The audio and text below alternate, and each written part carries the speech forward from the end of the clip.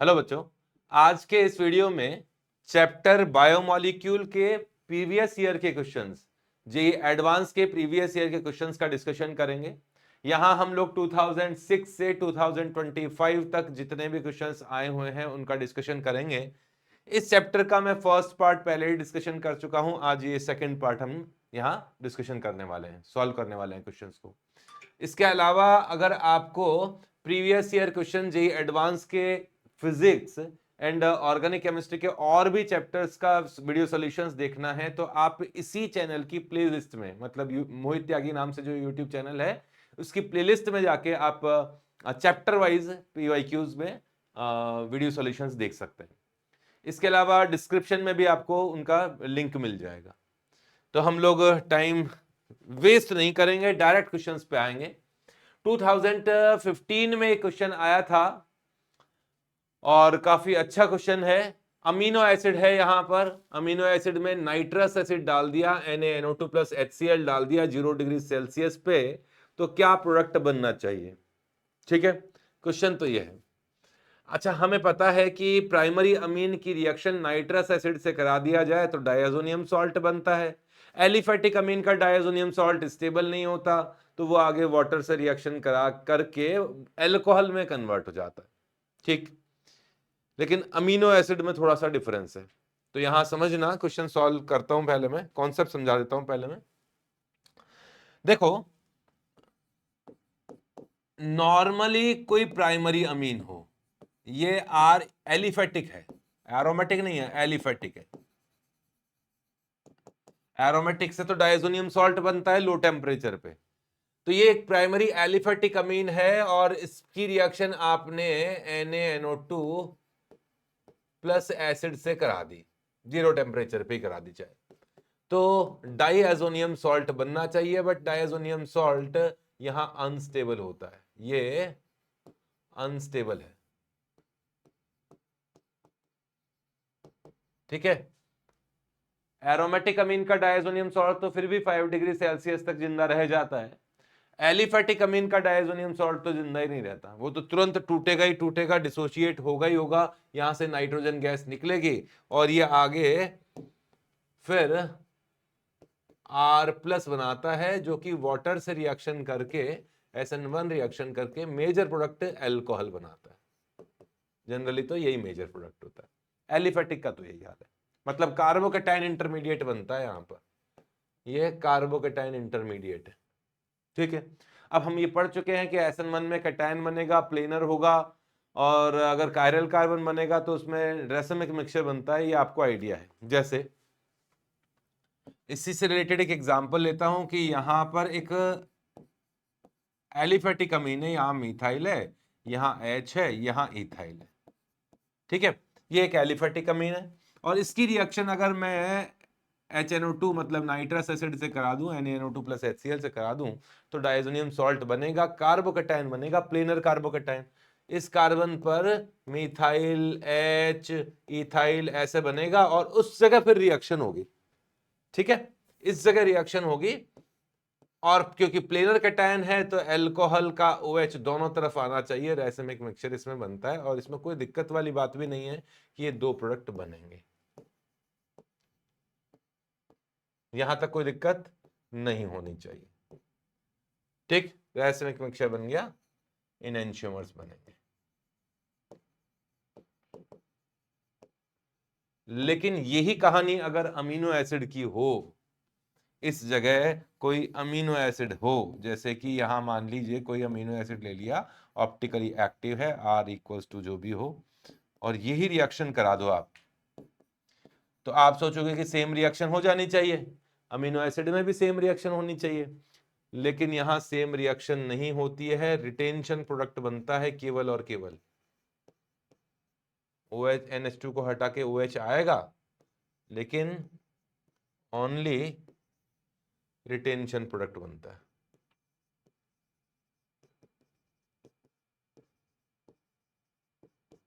ठीक है, retention product इसमें बनेगा।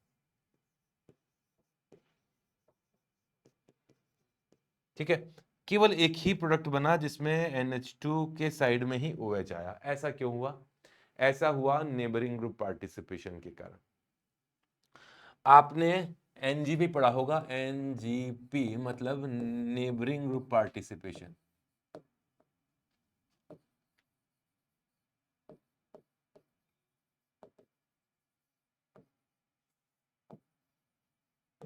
Neighbouring group participation,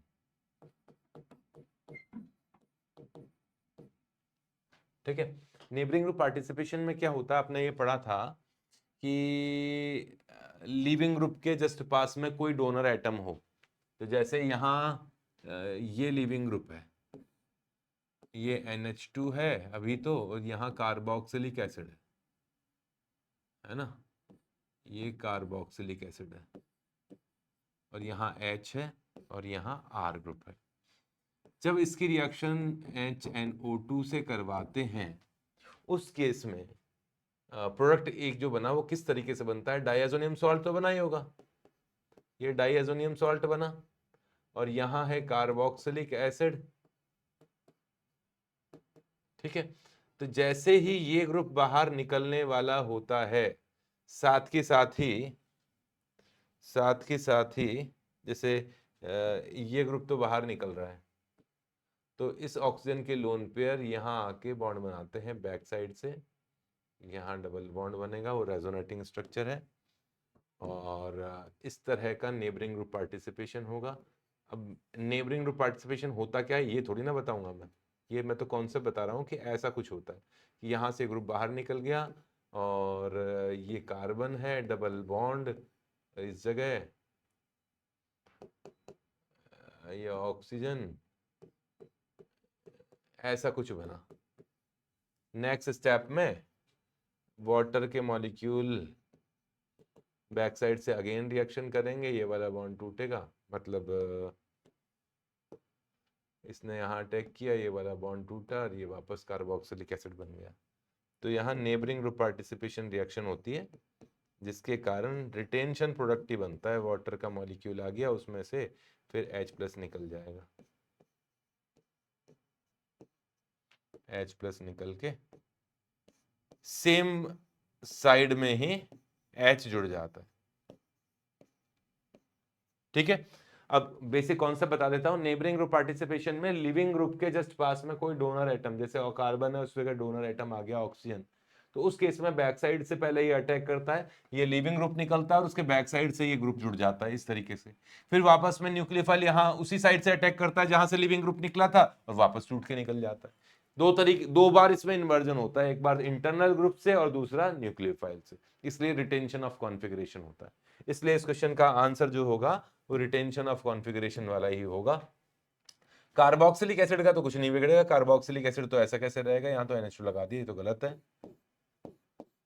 B option में कार्बोक्सिलिक एसिड ऐसा कैसा है, बट इसमें NH2 ग्रुप डार्क लाइन पे दिया है, OH डॉटेड लाइन पे दिया है, ये गलत है। कार्बोक्सिलिक एसिड ऐसा ऐसा है, NH2 भी डार्क लाइन पे है, OH भी डार्क लाइन पर है, ये सही है, और यहाँ कार्बोक्सिलिक एसिड ही गायब कर दिया, तो आंसर इसका हो जाएगा बी, ठीक है। चले आगे, तो याद रखना अमीनो एसिड्स में रिटेंशन ऑफ कॉन्फिगरेशन होगा।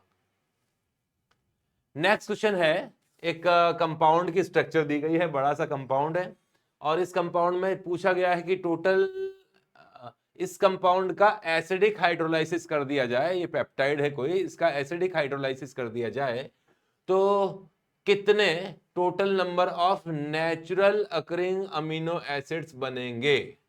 समझ गए, जो 20 amino acid natural amino acids आपको पढ़ाए गए हैं एनसीईआरटी में, जो 20 अमीनो एसिड की व्याख्या की गई है, उनमें से कितने अमीनो एसिड इस पेप्टाइड के हाइड्रोलाइसिस करने के बाद बने, ठीक है। यही है क्वेश्चन, तो यही है। चलो, तो पहले तो ये पहचान तो लो कि अमाइड बॉन्ड कहां कहां है, जब इसका हाइड्रोलाइसिस होगा तो कहां कहां से बॉन्ड डिसोसिएशन होगा, इसका कर देते हैं हाइड्रोलाइसिस, ठीक है। तो एक तो ये वाला बॉन्ड डिसोशिएट होगा, और पता ही है अमाइड का बॉन्ड डिसोशिएट होता है तो एक साइड में अमीन बनता है, दूसरी साइड में कार्बोक्सिलिक एसिड बनता है, ये अमाइड बॉन्ड है, इसका डिसोशिएशन होगा, और ये अमाइड बॉन्ड है, इसका डिसोशिएशन होगा, ये अमाइड बॉन्ड है, इसका डिसोशिएशन होगा, ये अमाइड बॉन्ड, इसका डिसोसिएशन होगा, यहाँ से डिसोसिएशन होगा, यहाँ से डिसोसिएशन होगा और यहाँ से डिसोसिएशन होगा। ठीक है, अब इसी सीक्वेंस में बनाता हूँ, लेफ्ट से स्टार्ट करता हूँ। ये वाला यहीं से है ना, इस साइड से, लेफ्ट से सी डबल बॉन्ड ओ, ये, और यहाँ ओ एच बना, फिर CH2 और NH2 बना। कोई दिक्कत? ये बन गया। ये वाला C double bond O, OH, ये वाला, फिर CH2, फिर NH। अच्छा, ये वाला बॉन्ड भी है, ये वाला भी टूटेगा। ठीक है, NH2, फिर ये कार्बन खुद कार्बोक्सिलिक एसिड बना, अमाइड बॉन्ड ही था ना ये वाला भी, इसलिए डिसोशिएट कर दिया। और यहाँ ये कार्बन के बाद में ये 3 मेंबर्ड रिंग, और फिर NH2, फिर यहाँ कार्बोक्सिलिक एसिड इस जगह, फिर NH2, और यहाँ ये टर्शियरी ब्यूटाइल ग्रुप, ये कार्बोक्सिलिक एसिड, ये वाला एक कार्बन, फिर NH2 और ये टर्शियरी ब्यूटाइल ग्रुप। ऐसे देखो, ये वाला भी सेम है, ये वाला भी वही टर्शियरी ब्यूटाइल ग्रुप है। ऐसा कैसे ही है? ये वाला भी बिल्कुल सेम है और ये वाला भी बिल्कुल सेम है। आप पहचान पा रहे हो? बिल्कुल सेम है। वही कार्बोक्सिलिक एसिड है, कार्बोक्सिलिक एसिड की अल्फा पोजीशन पर ये टर्शियरी ब्यूटाइल ग्रुप है, ये प्लस बना हुआ है, और फिर NH2 है। फिर यहाँ कार्बोक्सिलिक एसिड बनेगा, अल्फा पोजीशन पे ये प्लस बना हुआ है और ये NH2 है। और ये वाला पार्ट भी देखो, काफी कुछ सेम सा ही लग रहा है उस जैसा। चलो देखते हैं। तो मैं तो इसको डायरेक्ट ही बनाऊंगा कि एक तो ये बने, ये बना, ये बना, और ये वाला जो है ना, ये वाला कार्बोक्सिलिक एसिड मुझे दिखाई दे रहा है 3 मॉलिक्यूल, तो 3 मॉलिक्यूल इसके बने। ठीक है ना? फिर क्या बना? इसको गिन लिया मैंने, इस कार्बोक्सिलिक एसिड को गिन लिया, यहाँ के कार्बोक्सिलिक एसिड को भी गिन लिया। अब यहाँ से शुरुआत कर रहा हूँ वापस इस जगह से। तो ये कार्बोक्सिलिक एसिड है, यहाँ अल्फा पोजीशन पर वही CH2 के बाद 3 मेंबर्ड रिंग। ठीक है, और फिर यहाँ NH, और ये अमाइड ही नहीं है यार, ये NH, फिर यहाँ कार्बोक्सिलिक एसिड है ना, और इसमें यहाँ कार्बोक्सिलिक एसिड ये वाला, फिर CH2 और NH2। मैं तो यही समझ पाया हूं। ठीक है, अब आप बताओ, इसमें से नेचुरल का जो अमीनो एसिड्स हैं, आपको R इक्वल्स टू वो बताए हैं, हाइड्रोकार्बन वाली chain, acidic amino acid, basic amino acid, sulphur containing amino acid, aromatic ring containing amino acid, उनकी स्ट्रक्चर्स आपने पढ़ रखी होगी। ये क्वेश्चन बिना स्ट्रक्चर्स के तो होगा ही नहीं, आप पहचान ही नहीं पाओगे। क्योंकि हमें पता है कि हाँ, अमीनो एसिड में अल्फा पोजीशन पर NH2 होता है, प्रोलीन की स्ट्रक्चर भी होती है, तो वो स्ट्रक्चर्स अगर आपने पढ़ी हुई है तो ये क्वेश्चन हो जाएगा। अब देखो, मैंने तो पढ़ी हुई है ना, मुझे तो याद है। तो ये वाला अमीनो एसिड ग्लाइसिन नहीं है क्या? कार्बोक्सिलिक एसिड CH2 और NH2, ये भी ग्लाइसिन है, और ये भी ग्लाइसिन है। ये तीनों के तीनों तो क्या है? ग्लाइसिन ही है। ये भी ग्लाइसिन है, ग्लाइसिन नेचुरल अमीनो एसिड होता है, ये भी ग्लाइसिन है। तो उसने बोला कि टोटल कितने नेचुरल अमीनो एसिड बनेंगे, और ये मैंने कहीं नहीं देखे ऐसे कोई नेचुरल अमीनो एसिड। ये नेचुरल अमीनो एसिड नहीं है, अमीनो एसिड बोल सकते हैं। मतलब अमीनो एसिड तो क्या ही बोले, अमीनो एसिड वर्ड ही नेचुरल अमीनो एसिड्स के लिए यूज किया जाता है, बट अमीनो कार्बोक्सिलिक एसिड है, बट ये natural amino acid, natural occurring amino acids नहीं है। तो इसमें केवल एक ही तरह का ग्लाइसिन ही नेचुरल अकरिंग अमीनो एसिड है। ठीक है, तो इसलिए आंसर हो जाएगा इसमें 1। 3 नहीं करना, 3 मॉलिक्यूल थोड़ा ना पूछा है उसने, तो बोला है कितने बनेंगे, तो कितने प्रकार के बनेंगे ये पूछा, तो ग्लाइसिन ही आंसर है इसका। चले आगे।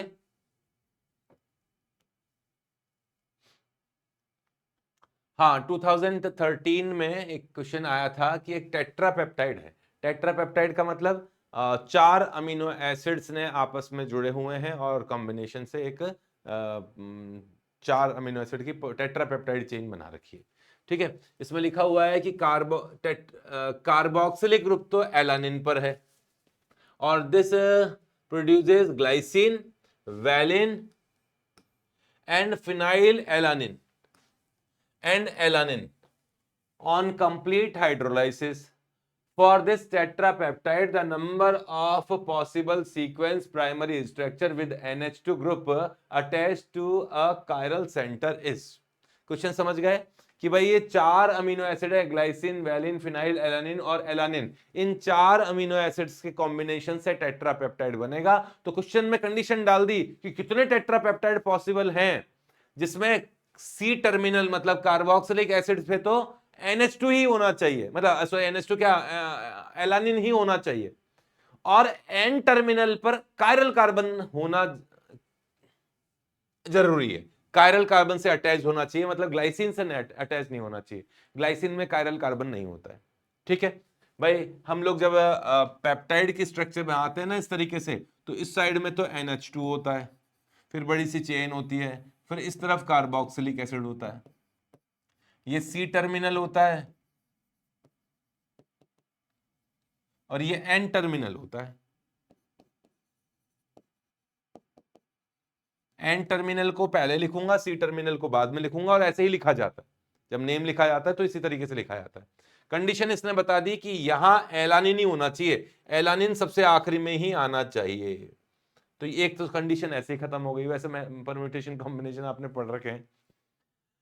और इसने बोला कि ये चार नंबर हैं, ये चार अमीनो एसिड हैं, इन चार अमीनो एसिड में सी टर्मिनल पे तो एलानिन होना चाहिए, और जो एन टर्मिनल है वहां ग्लाइसिन नहीं होना चाहिए, क्योंकि ग्लाइसिन में कायरल कार्बन नहीं होता, और ये कह रहा है एन टर्मिनल पे कायरल कार्बन होना ही चाहिए। नाइट्रोजन जो है NH2 जो है वो कायरल कार्बन से ही जुड़ा होना चाहिए यहां पर।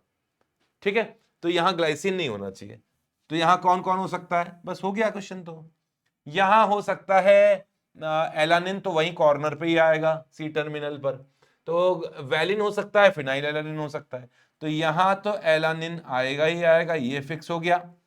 और यहां एक बार फिनाइल एलानिन हो सकता है, बचे हुए जो बीच की दो पोजीशन है यहां और यहां, वो उन दोनों को पलट पलट के लगा दो।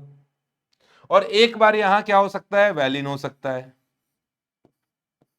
और यहां एलानिन रखना है। तो कितनी पॉसिबिलिटी बनेगी, चार बनेगी। कैसे, अगर आपने यहां फिनाइल एलानिन रखा तो यहां ग्लाइसिन और वैलिन, या वैलिन और ग्लाइसिन, इस तरह से हो सकता है ना, ग्लाइसिन और वैलिन इस तरीके से जुड़े हो सकते हैं, या ऐसा भी हो सकता है फिनाइल एलानिन और एलानिन, वैलिन और ग्लाइसिन। भाई अंदर वालों को दोनों को पलट सकते हैं, और क्या है। ठीक है, अगर यहां वैलिन होगा तो ग्लाइसिन और फिनाइल एलानिन, या फिर फिनाइल एलानिन और ग्लाइसिन। तो पहले एन टर्मिनल की तरफ लगा दिया, मान लो ग्लाइसिन, तो यहां फिनाइल एलानिन होगा, और यहां वैलिन एलानिन के बीच में फिनाइल एलानिन पहले हो और ग्लाइसिन बाद में हो, इस सीक्वेंस में हो सकता है। ठीक है, अमीनो एसिड इस सीक्वेंस में हो सकता है। तो आंसर हो जाता है यहां चार। चार पॉसिबिलिटीज बनती है, चार तरह के सीक्वेंस बनते हैं। प्राइमरी स्ट्रक्चर बोला है इसने, मतलब सिंपल स्ट्रक्चर की बात की है, जो सीधे अटैचमेंट है उनकी बात की है। तो आंसर हो जाएगा इसका 4।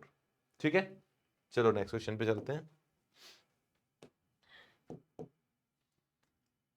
हाँ, इस क्वेश्चन में क्या लिखा हुआ है, व्हेन द फॉलोइंग एल्डोहेक्सोज, 1 2 3 4 5 6, ठीक है, एल्डिहाइड वाला हेक्सोज है, 6 कार्बन वाला, exist in D configuration, the total number of stereoisomers in its pyranose structure. Pyranose structure का मतलब समझते हैं 6 member cyclic hemiacetylic structure। 6 member cyclic hemiacetylic structure कितनी बनेगी इसके अंदर, और इसने कहा डी वाले की कितनी बनेगी। ठीक है, देखो डी वाले का मतलब है डी कॉन्फ़िगरेशन होना चाहिए। डी कॉन्फ़िगरेशन का मतलब है कि ये तो CH2 है ही, यहां CHOH, CHOH, और यहां CH, यहां OH, यहां और CH2OH इस जगह। भाई 6 मेंबर रिंग तो यहीं से बनती है ना, जब ये वाला OH इससे अटैच होता है। आपने वो वाली स्ट्रक्चर देखी होगी, इसका ग्लूकोज की स्ट्रक्चर। तो अब मैं इसके पायरेनोज स्ट्रक्चर में आ रहा हूं। इसने इस कार्बन के लिए तो बाउंड किया है कि इसका तो डीकॉन्फिगरेशन होना ही चाहिए। आपने पढ़ा होगा डीकॉन्फिगरेशन में सबसे आखिरी वाला कायरल कार्बन का OH राइट हैंड साइड होता है। सबसे नीचे वाला जो कायरल कार्बन है उसका OH राइट हैंड साइड ही होना चाहिए। इसने ये चीज तो फिक्स कर दी। तो अब इसकी साइक्लिक स्ट्रक्चर बनाओ। साइक्लिक स्ट्रक्चर में अभी तो आपको यहाँ ये 2 ही कायरल कार्बन दिख रहे होंगे, इसका तो फिक्स कर रखा है। लेकिन जैसे ही साइक्लिक स्ट्रक्चर बनेगी, हेमीएसिटल स्ट्रक्चर बनेगा, इसमें एक और कायरल कार्बन आ जाएगा, ये वाला भी। कैसे? ये कार्बन नंबर 1 है, ये कार्बन नंबर 2 है, जिस पर तो कुछ भी नहीं है, CH2 ये कार्बन नंबर 3 है, ये कार्बन नंबर 4 है, और ये वाला कार्बन तो कायरल का कॉन्फ़िगरेशन भी फिक्स करके बता रखा है कि भैया ये ही है, OH राइट साइड ही आएगा इसमें। और ये है हेक्सोज स्ट्रक्चर बन गई क्या, मतलब पायरेनोज स्ट्रक्चर बन गई ना।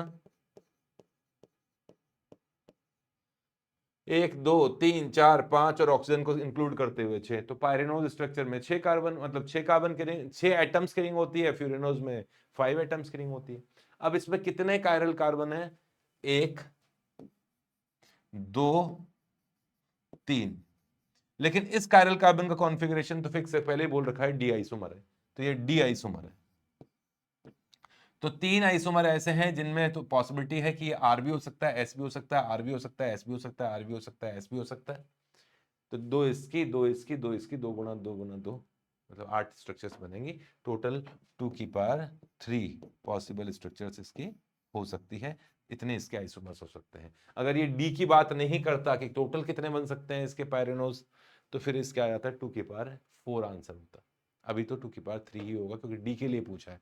एल भी बनते हैं तो एल भी 8 होते हैं, डी भी 8 होते हैं। ठीक है, चलो नेक्स्ट क्वेश्चन है कि यहां एक पेप्टाइड स्ट्रक्चर दी हुई है, ठीक है, और उसमें लिखा हुआ है कि R1 और R2 दो सब्स्टिट्यूएंट्स हैं, और the substituents R1 and R2 for 9 peptides. यहां 9 पेप्टाइड की लिस्ट दे रखी है, जहां R1 इक्वल्स टू ये हो जाए, R2 ये हो जाए, ऐसे 9 पेप्टाइड स्ट्रक्चर्स दी हुई हैं। ठीक है, उसमें लिखा हुआ है in the table given below how many of these peptides are positively charged at pH equals to 7 pH पर पॉजिटिवली चार्ज पेप्टाइड कौन से होंगे। कहने का मतलब अगर एक पेप्टाइड ऐसा है जिसमें R1H है और R2 भी H है, तो क्या वो 7 pH पर पॉजिटिव चार्ज होगा कि नहीं होगा, ऐसे गिनना है आपको। ऐसे ही इस पे R1 ये हो, R2 ये हो, तो होगा कि नहीं होगा। तो 9 पॉसिबिलिटीज आपको यहां दे रखी है। पहले तो एक बेसिक सा कॉन्सेप्ट समझ लो कि मैं न्यूट्रल की बात कर रहा हूं। चलो अभी तो, क्योंकि यहां भी माइनस और प्लस ही है, यहां तो कोई ऐसा दिख नहीं रहे मुझे। न्यूट्रल की बात करता हूं। ये ज्विटर आयन मैंने बनाया है ना, ज्विटर आयन है। इसका आइसो इलेक्ट्रिक पॉइंट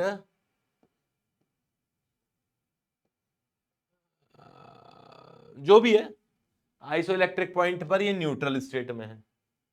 अगर आइसो इलेक्ट्रिक पॉइंट से नीचे ले जाते हो पीएच को, इसका पीएच आइसो इलेक्ट्रिक पॉइंट से नीचे चला जाए, तो ये H+ एब्जॉर्ब कर लेगा लो पीएच पर, और पॉजिटिव चार्ज स्टेट में चला जाएगा।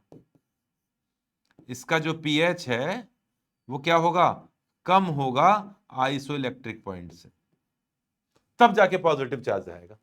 कुल मिला के कभी भाई ज्विटर आयन तो आइसो इलेक्ट्रिक पॉइंट पर तो न्यूट्रल स्ट्रक्चर होती है। आइसो इलेक्ट्रिक पॉइंट से लोअर पीएच पे वो कैटायनिक स्टेट में चला जाएगा। लोअर पीएच पर वो कैटायनिक स्टेट में चला जाएगा। तो कुल मिला के पीएच 7 जो है उससे ऊपर ही होगा आइसो इलेक्ट्रिक पॉइंट। पीएच 7 से ऊपर होना चाहिए आइसो इलेक्ट्रिक पॉइंट। मतलब हमें बेसिक अमीनो एसिड देखना है ना, बेसिक अमीनो एसिड याद है, बेसिक अमीनो एसिड्स मतलब जिसमें NH2 ग्रुप्स का नंबर ज्यादा होता है कार्बोक्सिलिक एसिड ग्रुप्स के कंपेयर में। जब बेसिक ग्रुप्स का नंबर कार्बोक्सिलिक ग्रुप्स के नंबर में ज्यादा होता है तो मैं उसको बेसिक अमीनो एसिड बोलूंगा। और बेसिक अमीनो एसिड्स का आइसोइलेक्ट्रिक पॉइंट जो होता है वो करीबन ज्यादा ही होता है, 7 से तो ऊपर ही होगा। तो इनका आइसोइलेक्ट्रिक पॉइंट हमेशा 7 से ऊपर ही आता है। 7 से क्या है तो चलो 7 से ऊपर ही आता है। तो कुल मिला के ये क्या होना चाहिए, बेसिक अमीनो एसिड होने चाहिए। बेसिक अमीनो एसिड में यहां R1 और R2 में NH2 ग्रुप कहीं दिखना चाहिए अपन को, क्योंकि एक कार्बोक्सिलिक वाला और एक NH2 तो हमें दिख रहा है, बराबर दिख रहे हैं यहां। तो इन ग्रुप्स में कुल मिला के ये दोनों के दोनों में NH2 हो या एक में NH2 ज्यादा हो। कार्बोक्सिलिक एसिड और NH2 हुआ तो काम नहीं चलेगा। मान लो एक के अंदर तो कार्बोक्सिलिक एसिड वाला ग्रुप है, दूसरे में NH2 ग्रुप है, तो भी वो न्यूट्रल की कैटेगरी में ही मानेंगे। 2 कार्बोक्सिलिक एसिड हो गए, 2 NH2 हो गए। कुल मिला के इस स्पीशीज में, इस पेप्टाइड में NH2 ग्रुप्स की संख्या कार्बोक्सिलिक एसिड ग्रुप वाले से ज्यादा होनी चाहिए। तो फर्स्ट वाले पॉसिबिलिटी देखो नहीं होगा क्योंकि दोनों में ही H है। सेकंड में एक H है, एक हाइड्रोकार्बन मिथाइल है, नहीं चलेगा। थर्ड में कार्बोक्सिलिक एसिड है और H है, तो ये तो एसिडिक अमीनो एसिड हो जाएगा, नहीं बेसिक चाहिए हमें। तो फोर्थ वाले में अमाइड है, अमाइड से मतलब नहीं है, अमाइड में NH2 को आप बेसिक मान लो, ऐसा कुछ नहीं है। अमाइड तो बेस के नाम पे धब्बा है, बताया रखा है ना। अमाइड में तो C double bond O nitrogen से इलेक्ट्रॉन खींच लेता है सारा, उसकी बेसिक स्ट्रेंथ को काफी कम कर देता है, इसलिए अमाइड कोई बेस की कैटेगरी में नहीं माना जाएगा। तो अमाइड है और अमीन है, ये आ गया ये वाला, हाँ जी चल जाएगा, एक R में से भी चल जाएगा। ठीक है, एक ज्यादा हो गया ना, इसमें अमाइड है और यहां भी अमाइड नहीं चलेगा। फिफ्थ सिक्स वाले में एक NH2 है, दो दो 4 CH2, फिर NH2 है, चलेगा, दोनों ही है, अच्छा खासा बेसिक हो गया। यहां कार्बोक्सिलिक एसिड है और यहां अमाइड है, नहीं चलेगा, एसिडिक हो गया। यहां एल्कोहल है, चल जाएगा, कोई दिक्कत नहीं। NH2 है, बेसिक हो गया, ये बेसिक हो गया, ठीक है ना। यहां ये दोनों हो गए थे, अपना काम बन गया था यहाँ पे, तो ये हो गया। यहाँ ये देखो ये बेसिक है, CH2 CH2 CH2 CH2 4 बार है और NH2 है, फिर मिथाइल ही चल जाएगा। कुल मिला के कितने हो गए, 1 2 3 और 4। उसने बोला हाउ मेनी, ऐसे कितने हैं जो पॉजिटिव चार्ज की फॉर्म में रहेंगे pH 7 पे, तो 4 है ऐसे। ठीक, चले आगे। नेक्स्ट देखो एक क्वेश्चन है, इसे मुझे कैलकुलेटर की जरूरत पड़ती है, कोई बात नहीं, कॉन्सेप्ट बताऊंगा फिर कैलकुलेशन तो करेंगे ही करेंगे। इसमें लिखा हुआ है एक डेकापेप्टाइड है जिसका मॉलिक्यूलर वेट 796 है, उसका कंप्लीट हाइड्रोलाइसिस किया गया तो ग्लाइसिन बना, एलानिन बना और फिनाइल एलानिन बना, 3 ही बने। डेकापेप्टाइड है, डेकापेप्टाइड का मतलब ये 3 ही टोटल मिला के, इन 3 के ही 10 मॉलिक्यूल है। वो इन 3 अमीनो एसिड के 10 मॉलिक्यूल आपस में जुड़ के एक डेकापेप्टाइड बन गया, ठीक है। और इसका हाइड्रोलाइसिस किया गया, उस डेकापेप्टाइड के हाइड्रोलाइसिस से ये तीनों वापस बन गए। ग्लाइसिन का कंट्रीब्यूशन 47% है उसके टोटल वेट में। हाइड्रोलाइसिस होने के बाद में इसमें लिखा हुआ है to the total weight of the hydrolyse product, जो हाइड्रोलाइसिस होने के बाद में जो ग्लाइसिन है वो 47% बना, बचे हुए जो है वो फिनाइल एलानिन और एलानिन बने। तो आपको बताना है कि इसमें कितनी ग्लाइसिन यूनिट मौजूद है डेकापेप्टाइड में। ये डेकापेप्टाइड है एक,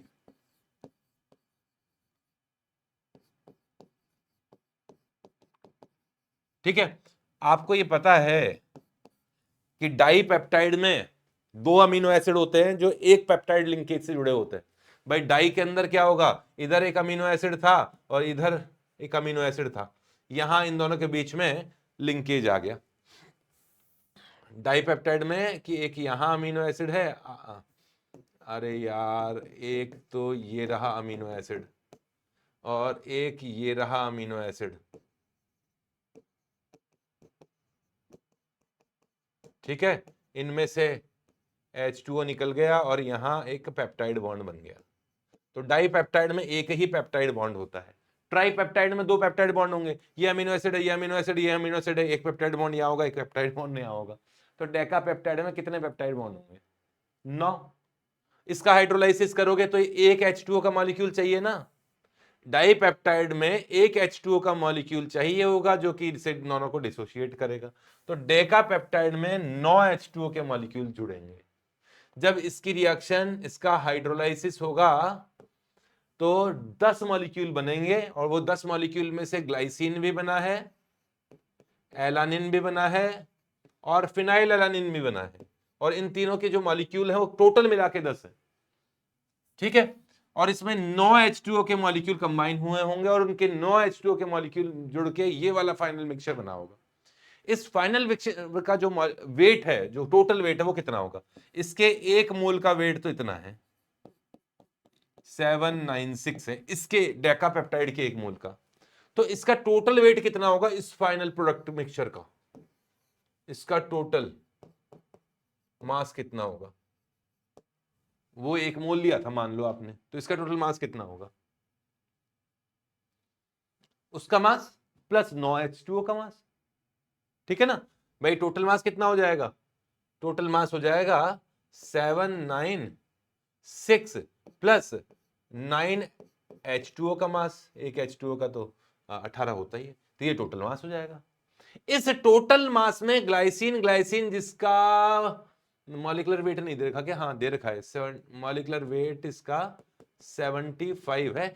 इस ग्लाइसिन, ग्लाइसिन के 47% है इस ग्लाइसिन का। तो बताओ ग्लाइसिन की कितनी यूनिट है? अब क्वेश्चन समझ में आ गया, तो आसान हो गया क्वेश्चन। देखो वेट ऑफ ग्लाइसिन है ना, या मास ऑफ ग्लाइसिन कितना हुआ? Mass of glycine total weight का 47%। तो ये हो गया टोटल वेट जो कैलकुलेट आप करोगे। ये तो टोटल वेट हो गया, इसका 47% है। ठीक है, तो इसका वेट निकाल लो, और जो भी टोटल वेट आए उसमें 75 से डिवाइड कर देंगे, क्योंकि एक मॉलिक्यूल का तो 75 होगा और कितने मॉलिक्यूल का ये होगा। चलो एक मिनट रुको, मैं इसको सॉल्व करता हूं। मुझे तो कैलकुलेटर की जरूरत पड़ती है, लेकिन तुम्हें नहीं पढ़नी चाहिए, तुम्हें नहीं पढ़नी चाहिए। 18 इंटू 9 ये तो होता है 164, 162 प्लस 796, तो ये हो गया 95958 का 47%। तो इसको मैं कर देता हूं 0.47 से मल्टीप्लाई कर दिया, तो ये आ गया 450। ठीक है, इतना है। तो नंबर ऑफ ग्लाइसिन यूनिट्स कितनी हो गई भाई? एक यूनिट का तो मॉलिक्यूलर वेट 7, मतलब वेट होना चाहिए 75, और इसका कितना हो जाएगा? कैलकुलेट कर लिया, आंसर आ गया। ठीक है, 6 हो गया, 150, 150, 150, 150। ठीक है, 6 हो गया, समझ में आ गया। चले आगे।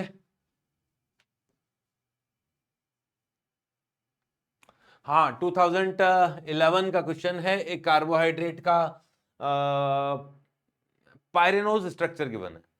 6 मेंबर रिंग है ना, 1 2 3 4 5, और ऑक्सीजन को भी इंक्लूड करें तो 6 है, और ये हेक्सोज ही है। 6 कार्बन है टोटल, हेक्सोज ही है ना, हेक्सोज है, हेक्सोज है, हेक्सोज नहीं है, यहाँ तो लिखा हुआ ही नहीं हेक्सोज, कोई बात नहीं, हेक्सोज है। और ये अल्फा है कि बीटा है, और एल्डोज है कि कीटोज है? तो भाई साहब ये एल्डोज है, इस जगह देखो आप ध्यान से, ये वाला बॉन्ड डिसोशिएट हो जाए, ये हेमिएसिटाइल वाला ग्रुप है, एक OH है, एक OR है, ये बॉन्ड डिसोशिएट हो जाए तो यहाँ वापस एल्डिहाइड बनेगा, और ये H यहाँ चला जाएगा, तो ये एल्डिहाइड बनेगा, ये एल्डोज है। अब इसको क्या ही बताऊं मैं आपको, इसका ओपन चेन स्ट्रक्चर बनाऊं? अरे ग्लूकोज का स्ट्रक्चर है। अब ध्यान से देखो ना यार, ये वाला पार्ट जो है, ये वाला पार्ट ऑक्सीजन, ये OH बन जाएगा, तो मैं समझा ही देता हूँ लो। और ये स्ट्रक्चर ऐसे बना रखी है उन्होंने, ये ऑक्सीजन है और इससे जुड़ा हुआ है, ये वाला बॉन्ड टूट जाएगा, ये तो है एल्डिहाइड और यहाँ है H, और ये वाला जो कार्बन है यूं दिखा रखा है, यूं दिखा रखा है, ये वाला H और ये OH ऐसे दिखा रखा है, ये वाला H और ये OH ऐसे दिखा रखा है, ये OH और ये H ऐसे दिखा रखा है। आप ध्यान से देखो ना, एल्डिहाइड है, फिर कार्बन नंबर 2 पे CH2OH, CH मतलब CHOH, CHOH, CHOH, CH, CH2OH, मतलब यहाँ H भी OH, वही है, हेक्सोज स्ट्रक्चर है, वो भी एल्डिहाइड वाला, तो एल्डोहेक्सोज है ये, ठीक है। और एल्डोहेक्सोज है तो कीटोहेक्सोज तो नहीं है, एल्डोहेक्सोज है। ये फ्यूरिनोज है क्या? फ्यूरिनोज थोड़ी ना है, पायरिनोज है ये तो, है ना। एल्डोहेक्सोज, एल्डोहेक्सो पायरेनोज है ना, फ्यूरेनोज नहीं है। फ्यूरेनोज में तो 5 मेंबर रिंग होती है, पायरेनोज में 6 मेंबर रिंग होती है, तो 6 मेंबर रिंग है। और ये पायरेनोज है। अल्फा है क्या? ना जी, ये तो बीटा है, ऊपर की तरफ होता है ना, तो बीटा होता है ऊपर की तरफ, ये भी है, ये वाला भी CH2OH ऊपर की तरफ है, दोनों सेम साइड होते हैं बीटा में, तो ये बीटा एल्डोहेक्सोपायरेनोज है, तो ये भी नहीं होगा। क्लियर है? चलें आगे। ठीक है, यहां क्वेश्चन गिवन है, लिखा हुआ है the correct statement about the following disaccharide. ठीक है, डाइसैकेराइड का स्ट्रक्चर देख लीजिए, ये तो एक हेक्सोज यूनिट दिख रही होगी आपको, ये भी हेक्सोज है, 1 2 1 2 3 4 5 6, 1 2 3 4 5 6, लो मैं कैलकुलेशन वो काउंटिंग ही करके दिखाता हूँ, मजे ही आ जाएंगे। 1 2 3 4 5 और 6, ये फर्स्ट, ये सेकंड, ये थर्ड, ये फोर्थ, ये फिफ्थ और सिक्स, दोनों के दोनों हेक्सोज हैं, लेकिन ये एल्डो हेक्सोज है और ये कीटो हेक्सोज है, ठीक है ना। जब ये बॉन्ड डिसोशिएट होगा ना, देख लो आप, यहाँ O और R है, यहाँ भी O और R है, एक ही कार्बन पे 2 OR होते हैं, तो एसिटेल कहा जाता है ना, एसिटेल या कीटेल, एसिटेल या कीटेल, वो डिपेंड करता है, हाँ H होगा तो एसिटेल कहलाएगा, और इस कार्बन पे दो कार्बन जुड़े हैं तो कीटेल कहलाएगा, और इस तरह का होगा तो हेमी एसिटेल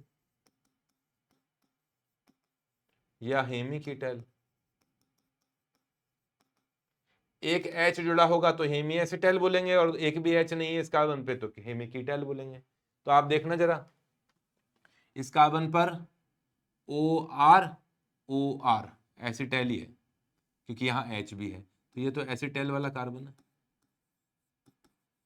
ठीक है। ये कार्बन देखना OR, लेकिन इस कार्बन, इस जगह भी H नहीं है, CH2OH है, और यहाँ भी कार्बन जुड़ा है, तो ये कीटेल वाला पार्ट है। कीटेल कीटोन से बनता है, एसिटेल एल्डिहाइड से बनता है, ठीक है। पर यहाँ तो ये कुछ पूछा ही नहीं है। अच्छा, ये 6 मेंबर रिंग है, ये 5 मेंबर रिंग है, तो ये पायरेनोज है और ये फ्यूरिनोज है, ठीक है। पायरेनोज मतलब 6 मेंबर रिंग, फ्यूरिनोज मतलब 5 मेंबर रिंग। एक्चुअली इसे पायरेन कहा जाता है, ये पायरेन है, पायरेन, और ये फ्यूरेन है।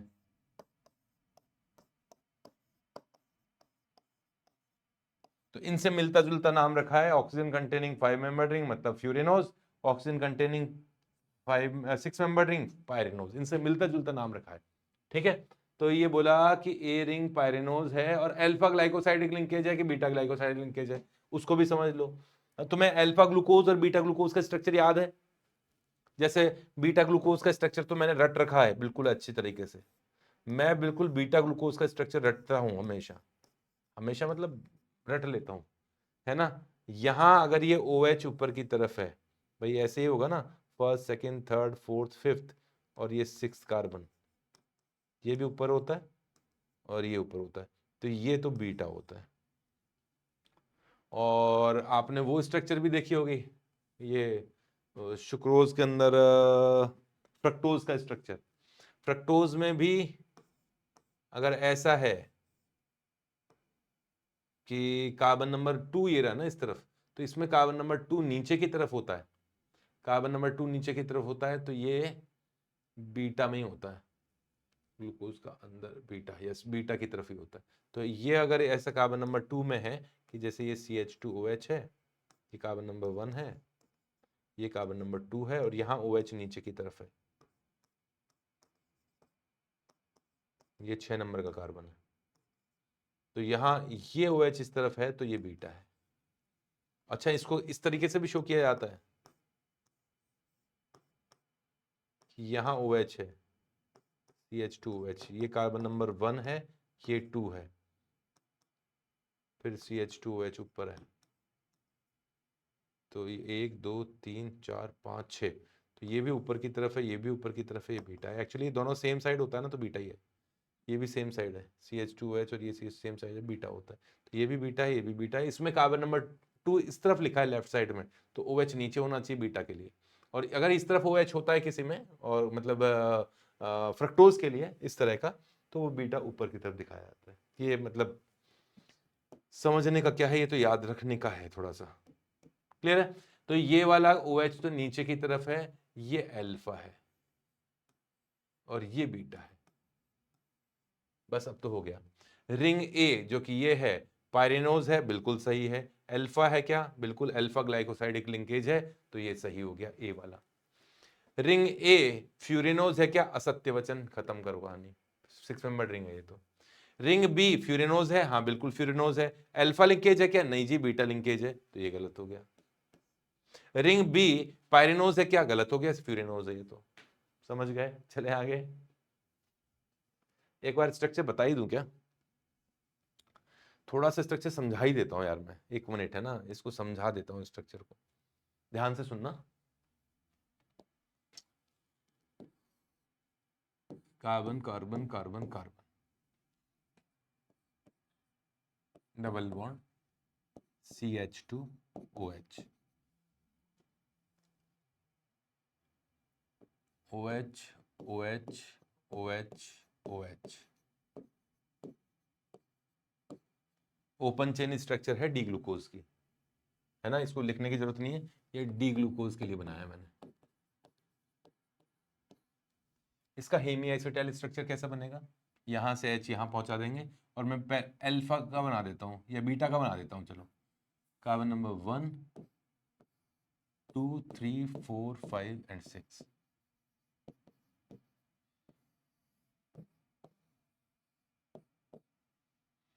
कार्बन 1 2 3 4 5 एंड 6, 3 का OH लेफ्ट हैंड साइड है, बाकी की OH राइट हैंड साइड है। ये डी ग्लूकोज का ही मैंने साइक्लिक स्ट्रक्चर बनाया, OH बाहर की तरफ है, इस तरफ लेफ्ट साइड में, तो ये बीटा के लिए बनाया है, बीटा का, ये बीटा है, अल्फा नहीं बनाया, अल्फा में OH अंदर की तरफ है। अच्छा, अब इसी को थोड़ा सा इस तरीके से बना के दे रहा हूं, इस तरीके से ना, सुनना, ये कार्बन नंबर 1, ये 2, ये 3, ये 4, ये 5, और ये वाला जो कार्बन है 6 वाला, वो ऐसा बनाऊंगा, सुनना, 5 पे भी ऑक्सीजन है और 1 पे भी ऑक्सीजन है, ये ऑक्सीजन है। अब आपको पता है फिशर स्ट्रक्चर में अपन इवन चेंज करते हैं तो कॉन्फ़िगरेशन सेम रहता है। इस साइड में जो ऑक्सीजन जुड़ा हुआ है ये वाला, उस ऑक्सीजन को मैं नीचे लिख रहा हूं, तो 2 चेंज करके लिखूंगा। इस वाले ग्रुप को नीचे लिखा, एक चेंज हो गया, फिर CH2OH को ऊपर लिखा, फिर H और CH2OH को चेंज कर दिया, OH तो यहां आएगा, CH2OH यहां आएगा, समझ गए ना।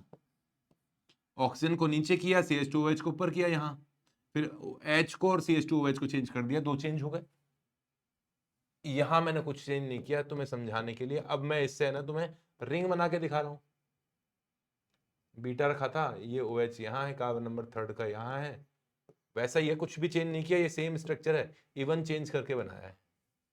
अब ये जो वर्टिकल लाइन होती है ना, वो तो होती है बैक साइड में, यही पढ़ा था ना आपने फिशर स्ट्रक्चर में कि हॉरिजॉन्टल लाइन तो आगे की तरफ होती है, वर्टिकल लाइन पीछे की तरफ होती है। तो इमेजिन करो एक रिंग है, एक रिंग है, यूं है, ये यहां से ये कार्बन है, यूं बनती जा रही है, मान लो कार्बन है कार्बन है कार्बन है कार्बन है, ऐसे, मतलब आगे की तरफ है ना, यूं वर्टिकल रिंग मान लो आप, तो अभी तो यूं वर्टिकल रिंग है, और ऑक्सीजन बैक साइड में, ऑक्सीजन बैक साइड में, समझ रहे हो? ऑक्सीजन बैक साइड में है और इस कार्बन पे HOH जुड़े हैं, फिर इस कार्बन पे HOH जुड़े हैं, इस कार्बन पे HOH जुड़े हैं, तुम्हारे सामने HOH जुड़े। कैसे बनाऊं इसको? कैसे उठाओ के लाऊं? यार देखो, ये रिंग उठा के लाता हूं मैं, तुम क्या जानते हो? तुम देखो, ये देखो ये रिंग लाइट है। तुम छोड़ो, है ना, ये रिंग रिंग के चक्कर में छोड़ो। तुम तो ये मान लो कि यहाँ कार्बन है, यहाँ कार्बन है, यहाँ कार्बन है, यहाँ कार्बन है, ये कार्बन कार्बन है और ऑक्सीजन यहाँ जुड़ा हुआ है इस जगह। ये ऑक्सीजन है ना? ऑक्सीजन बैक साइड में, क्योंकि वर्टिकल लाइन पे, ये वर्टिकल लाइन की रिंग बनी हुई है, तो ये वर्टिकल लाइन पे रिंग बनी हुई है। इस जगह जो कार्बन है उस पे दो ग्रुप है, ऐसे, फिर एक ऐसे, फिर ऐसे, फिर ऐसे। तुम्हें बिल्कुल सीधा सा बना के दिखा दिया मैंने, ठीक है? समझ गए ना? इस तरह का स्ट्रक्चर है। अब इसको उठा के यूं रख दूं मैं, इसको उठा के यूं रख दूं या यूं रख दूं, दोनों तरफ चल सकता है ना? दोनों तरफ से चल सकता है। तो मैं तो यूं रखूंगा, वो जनरल ट्रेडिशन है ना। इसको उठा के मैंने यूं रख दिया, तो ऑक्सीजन अब बनाया जैसे जाता है वो रख के बता रहा हूं मैं। ऐसे रिंग थी, यूं रख दिया, ये ऑक्सीजन यहां आ गया, यहां रख दिया, और जो ये वाला जो ग्रुप है वो ऊपर की तरफ आएगा। कार्बन नंबर 1 है, 1 ऊपर की तरफ रखना है ना, कार्बन नंबर 1 ऊपर की तरफ, मतलब कार्बन नंबर 1 में OH ऊपर की तरफ, ये 2, ये 3, ये 4, ये 5। अब बताओ, सॉरी, जिस तरह के यूं मैंने उठा के यूं रखा था, तो इस साइड में जो लेफ्ट साइड में ग्रुप है उसे ऊपर रखना है, राइट साइड वाले को नीचे रखना है। तो लेफ्ट साइड वाले को OH को ऊपर रख दिया, राइट वाले H को नीचे रख दिया। अब कार्बन नंबर 2 पे OH कहां आएगा? नीचे।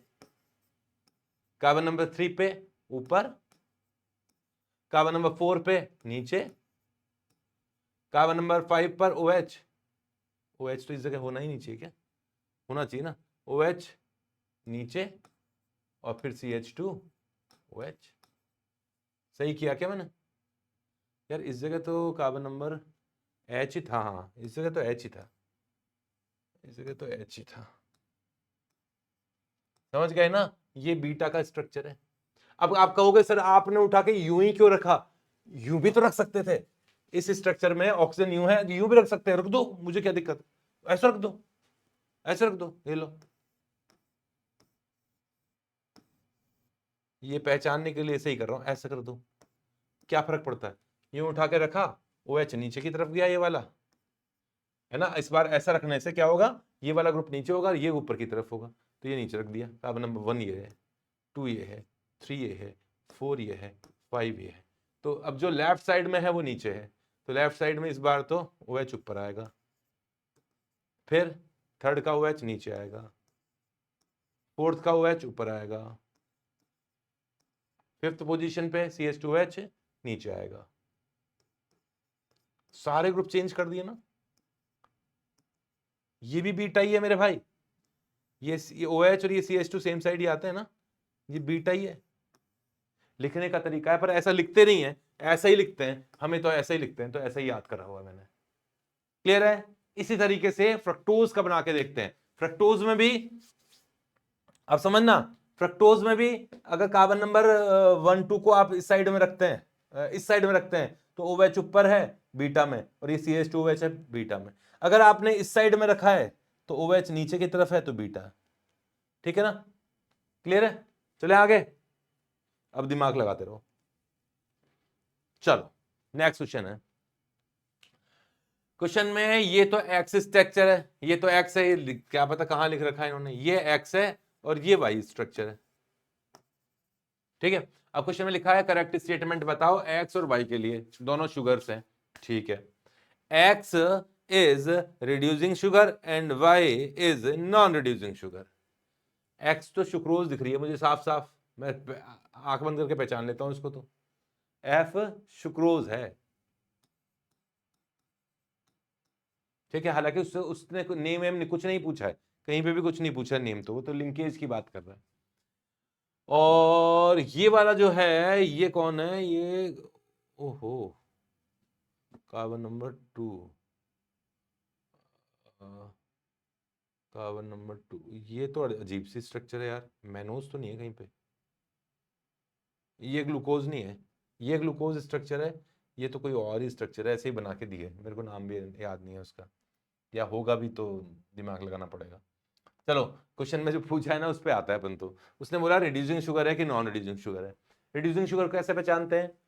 हेमी एसिटाइल वाला ग्रुप फ्री होना चाहिए, हेमी एसिटाइल या हेमी कीटाइल वाला ग्रुप फ्री होना चाहिए। आप देखो इस कार्बन पे, ये वाला कार्बन, इस जगह OH है और ये रहा OR, ये रहा हेमी एसिटाइलिक ग्रुप, ये हेमी एसिटाइलिक ग्रुप है। ये बहुत आसानी से ओपन चेन में कन्वर्ट हो सकता है, यहाँ एल्डिहाइड बन जाएगा, यहां से ये H उठ के यहां चला गया और ये डबल बॉन्ड बन गया एल्डिहाइड, ठीक है ना। तो हेमी एसिटाइल तो रिड्यूसिंग होता है। तो इस सिंपल तरीका है, अगर हेमी एसिटाइल आपको दिखाई दे रहा है तो रिड्यूसिंग है, और ऐसा OR के साथ OR दिखाई दे रहा है तो रिड्यूसिंग नहीं है, नॉन रिड्यूसिंग है। जैसे इसमें ये वाला पार्ट तो रिड्यूसिंग है, ये वाला पार्ट देखो आप, OR नॉन रिड्यूसिंग। इस कार्बन पे देख लो ध्यान से, इस पे देख लो, किसी और पे देख लो, इस तरीके से भाई ये ओपन चेन में कन्वर्ट होगा हाइड्रोलाइसिस होके, तो एसिडिक मीडियम में तो हो नहीं, बेसिक मीडियम में तो हो नहीं सकता। रिड्यूसिंग के अंदर जैसे टॉलेंस रिएजेंट से रिएक्शन करते हैं तो वो बेसिक मीडियम होता है, बेसिक मीडियम में हेमी एसिटाइल का तो हाइड्रोलाइसिस हो जाता है, लेकिन एसिटाइल का हाइड्रोलाइसिस नहीं होता है, एसिटाइल का हाइड्रोलाइसिस नहीं होता है, ठीक है ना। बेसिक मीडियम में इसके इस तरीके से बोलते हैं। तो ये तो नॉन रिड्यूसिंग पार्ट है, ये रिड्यूसिंग पार्ट है, तो कुल मिला के इसमें रिड्यूसिंग है ना, तो ये तो रिड्यूसिंग शुगर है। इसको देखते हैं, इस कार्बन पे भी OR ये वाला तो नॉन रिड्यूसिंग पार्ट हो गया। इसको देखो आप, OR ये भी नॉन रिड्यूसिंग पार्ट हो गया। इसमें OR है और इस कार्बन पे तो OH है ही नहीं, तो नॉन रिड्यूसिंग है दोनों ही पार्ट। इसमें दोनों ही पार्ट नॉन रिड्यूसिंग है और इसमें एक पार्ट रिड्यूसिंग है, इसलिए रिड्यूसिंग है और ये नॉन रिड्यूसिंग है। तो स्टेटमेंट फर्स्ट बोला है रिड्यूसिंग तो गलत है, X रिड्यूसिंग नहीं है, X तो नॉन रिड्यूसिंग है। और ये यूनिट रिड्यूसिंग है, ये वाली, ठीक है। X नॉन रिड्यूसिंग है एंड Y रिड्यूसिंग है, ये स्टेटमेंट सही हो गया। सी पे देखते हैं, सी में बोला है glucosidic linkage in X and Y are alpha and beta respectively. चलो इस जगह से देखते हैं ना कि इसमें ये जो ग्लाइकोसाइडिक लिंकेज है, ग्लूकोसाइडिक बोला है उसने, ग्लूकोसाइडिक, इसमें ये जो ग्लूकोसाइडिक लिंकेज है उसमें OH नीचे की तरफ था, यहां पर ये OH नीचे की तरफ था, ये अल्फा था। OH नीचे होता है तो अल्फा होता है, ऊपर होता है तो बीटा होता है इसके अंदर, ग्लूकोज वाले पार्ट में। इसमें OH ऊपर की तरफ था, ये बीटा वाला पार्ट है, ठीक है। तो ये अच्छा, फ्रक्टोज की बात करें तो फ्रक्टोज का जो फ्रक्टोसाइडिक लिंकेज है, इसका ग्लाइकोसाइडिक लिंकेज है वो बीटा है, लेकिन क्वेश्चन में तो ग्लूकोसाइडिक लिंकेज बोला है तो ग्लूकोज वाले पार्ट से बोल देते हैं। तो ये तो अल्फा लिंकेज है, ये बीटा लिंकेज है। तो इसने बोला है कि ग्लाइकोसाइडिक लिंकेज इन एक्स, एक्स तो अल्फा है, ग्लूकोसाइडिक लिंकेज है ना, ग्लूकोसाइडिक लिंकेज तो अल्फा है, और वाई में ग्लूकोसाइडिक लिंकेज क्या है, बीटा है, अल्फा प्लस बीटा, ये तो सही हो गया। नेक्स्ट क्या लिखा हुआ है कि एक्स एंड वाई में बीटा एंड अल्फा है, तो एक्स में बीटा कहाँ है, अल्फा ही है मेरे भाई, समझ गए। अल्फा बीटा समझते हैं ना, ग्लूकोज के स्ट्रक्चर से देख लो यार।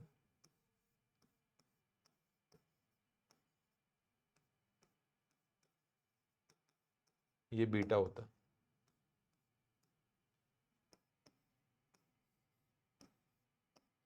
नीचे की तरफ है, ये अल्फा होता है। चले आगे, चलो नेक्स्ट क्वेश्चन पे पढ़ते हैं। हाँ जी, क्वेश्चन में लिखा हुआ है कि एक बड़ी सी स्ट्रक्चर है, ये बड़ी सी स्ट्रक्चर कौन है, सेल्यूलोज है। सेल्यूलोज का एसिटाइलेशन किया तो सेल्यूलोज के ऊपर जितने भी OH ग्रुप थे उनका एसिटाइलेशन हो गया और उनकी रिएक्शन एसिटिक एनहाइड्राइड से कर दी एसिडिक मीडियम में, तो सेल्यूलोज का ट्राई एसिटेट बना। तो बताओ वो कौन है। मुझे तो ये पहचान में नहीं आता, मुझे तो ये पता है कि माल्टोज तो अल्फा ग्लूकोज है, माल्टोज जो है उसमें अल्फा ग्लूकोज यूनिट जुड़ी हुई है।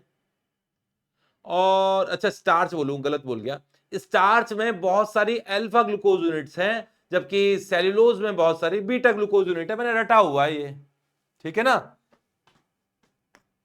अभी क्वेश्चन पहचानते हैं। स्टार्च में अल्फा ग्लूकोज यूनिट होती है, अल्फा ग्लूको पायरिनोज होते हैं बहुत सारी, और इसमें C1 C4 alpha glycosidic linkage होता है।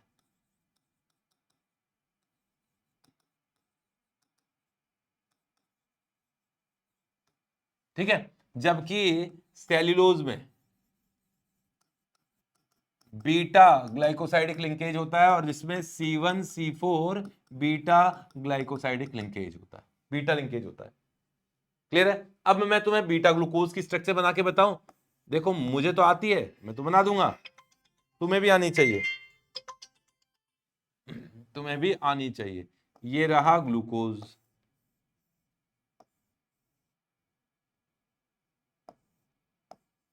ये बीटा, बीटा में फर्स्ट कार्बन का OH ऊपर की तरफ होता है,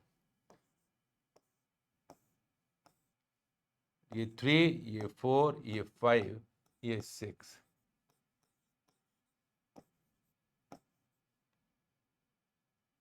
OH, यहां OH, यहां OH, और फर्स्ट का OH ऊपर की तरफ है, फिर सेकंड नीचे, थर्ड ऊपर। ये डायरेक्ट रटा हुआ मैंने, हालांकि मैं बना के देख चुका हूं, अच्छी तरह चेक कर चुका हूं, पर बीटा ग्लूकोज का स्ट्रक्चर रटा हुआ है।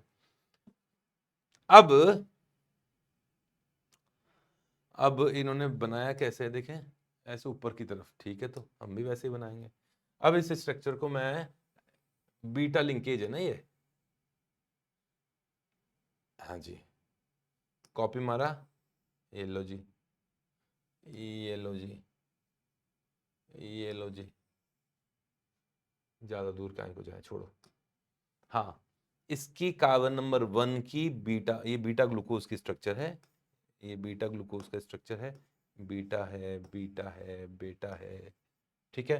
कार्बन नंबर 1 और कार्बन नंबर 4 के OH में से H2O निकल जाए, यहां से H2O निकल जाए, तो क्या बनेगा, देखो, यहां से H2O निकल गया, ठीक है, तो H2O निकल गया, तो O, और ऐसे थोड़ा टेढ़ा बना दिया मैंने, यहां से H2O निकल गया, तो O और ऐसे जुड़ेगा, फिर आगे दूसरी चेन में, फिर ये वाला O, और फिर ये इस तरीके से। ये तो काय की स्ट्रक्चर हो गई, सेल्यूलोज की, ठीक है। अब इसकी रिएक्शन एसिटिक एनहाइड्राइड से करा दिया, तो इसमें एक ग्लूकोज यूनिट में 1 2 3 ही OH फ्री है, इन तीनों OH की जगह क्या आ जाएगा, OAC आ जाएगा, OAC वाला ग्रुप, ठीक है। और बीटा लिंकेज में ये वाला ऑक्सीजन ऊपर की तरफ होगा, अल्फा होता तो नीचे की तरफ होता, जो कि स्टार्च में होता है। अब पहचानते देखे, थोड़ा थोड़ा पहचान में आ जाएगा।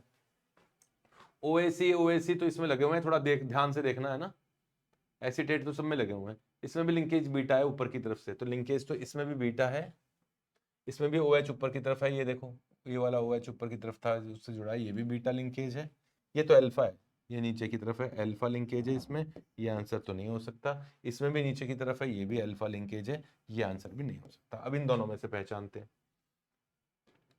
इसमें OH फ्री छोड़ दिया इन्होंने, ये दो OH फ्री कैसे छोड़ दिए, एसिटिक एनहाइड्राइड थे ना, उससे रिएक्शन किए एक्सेस में लेके, तो एक ग्लूकोज यूनिट पे 3 एसीटेट आने चाहिए ना, इस जगह भी OAC आना चाहिए, इस जगह भी OAC आना चाहिए, इस जगह भी OAC आना चाहिए, OAC का मतलब है एसीटेट ग्रुप आने चाहिए। तो ये देखो, इसमें ये आंसर हो गया, यहां भी इस कार्बन पे OAC आ गया, है ना, एसिड अल्कोहल की रिएक्शन की एनहाइड्राइड से, तो उस जगह OAC आ गया, OAC का मतलब है OC double bond OCH3 group आ गया, इसको अपन AC बोल रहे हैं, एसिटाइल ग्रुप बोल रहे हैं। आंसर समझ में आ गया, फर्स्ट आंसर होगा, ठीक है। चले नेक्स्ट क्वेश्चन पे, ठीक है। क्या लिखा हुआ है, स्टेटमेंट है दो। स्टेटमेंट में फर्स्ट में लिखा है glucose gives reddish brown precipitate with Fehling solution. बिल्कुल सही है। ग्लूकोज की रिएक्शन जब फिलिंग सॉल्यूशन से करते हैं तो ऑक्सीडेशन होकर क्या बनेगा, ग्लूकोज की रिएक्शन जब फिलिंग सॉल्यूशन से कर दें तो इसका ऑक्सीडेशन होगा और ग्लूकोनिक एसिड बन जाएगा, ग्लूकोनिक एसिड बन जाएगा। और फेलिंग सॉल्यूशन में तो कॉपर सल्फेट होता है ना, कॉपर सल्फेट NaOH, और फिर फेलिंग सॉल्यूशन बी जिसमें रॉशेल सॉल्ट होता है, सिट्रिक टार्ट्रिक एसिड के सॉल्ट होते हैं। तो कॉपर यहाँ +2 स्टेट से +1 स्टेट में चला जाता है। क्यूप्रस ऑक्साइड का रेडिश ब्राउन, रेड ब्राउन लिखा है ना, रेडिश ब्राउन, हाँ, वो कलर इसका पीपीटी बनता है। तो स्टेटमेंट 1 तो सही हो गया। रेडिश ब्राउन कलर का होता है, ब्रिक रेड कलर का होता है, वैसे ही ईंट जैसा बोलते हैं कई जगह। फिर लिखा हुआ है reaction of gluconic acid Fehling solution gives Cu2O होना चाहिए, नहीं, गलत हो गया। CuO का नहीं होता, ग्लूकोनिक एसिड बनता है, और CuO नहीं होता, Cu2O होता है। तो स्टेटमेंट 1 सही है, स्टेटमेंट 2 गलत है। क्लियर है? तो ये बायोमोलिक्यूल के जो क्वेश्चन आए थे सबका डिस्कशन कर लिया। नेक्स्ट चैप्टर फिर नेक्स्ट क्लास में करेंगे। तुम लोग मेहनत करते रहो। हो सकता है तुम्हें स्पीड थोड़ी स्लो लगती हो, मैं थोड़ा चीज़ों को समझाने लगता हूँ। और ऑर्गेनिक केमिस्ट्री में क्या होता है, कॉन्सेप्ट ही तो है, जो पढ़ लिया उन्हीं कॉन्सेप्ट को अप्लाई करना है। तो मुझे पढ़ाना पड़ जाता है। क्वेश्चन सॉल्व करते समय पढ़ाना नहीं चाहिए, पर जिनको नहीं पता है उनके लिए पढ़ाना पड़ जाता है। अगर आपको पता है तो जल्दी से थोड़ा सा फास्ट फॉरवर्ड करके आगे निकाल दिया करो। चले आगे, नेक्स्ट क्लास में मिलते हैं।